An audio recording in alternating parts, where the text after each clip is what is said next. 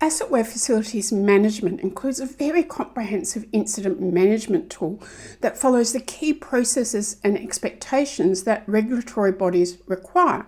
So let's have a look. So I've come into AssetWhere and I'm selecting the basic incident report. And this is an e-form, so it's really simple and easy to document the key areas. If I come to the advanced area and select submit new incident, and now I can start completing this list here. So the incident was in the admin block, the BD room. I can fill in the name of the person, key details here, the date and time, the time of the actual incident. So I'll take that back to this morning, 10 a.m. We can put the location, and then I can say that there was an injury resulting in medical treatment. Fill in the other key details here. Was first aid administered in the room? Yes.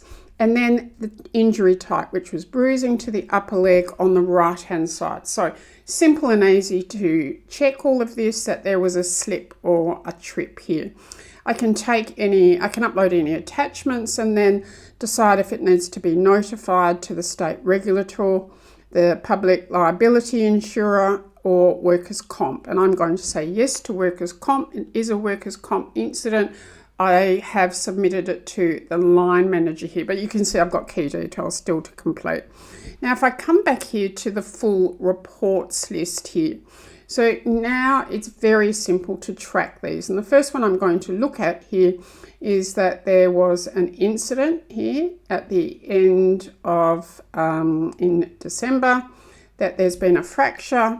There was a parent concert and there was a large pothole in the car park, and obviously someone has gone over and broken their ankle, and the ambulance was called. It was a male, and so on. So all this information is in there, and then what has been the investigation. So it's been followed up from the school staff perspective and so on.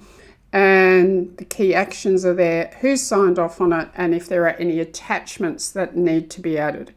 Then when I click the audit trail here, what this is going to give me is the full history. When I scroll down, I get that full history of, key dates and timestamps of individual who've been involved in overseeing this incident.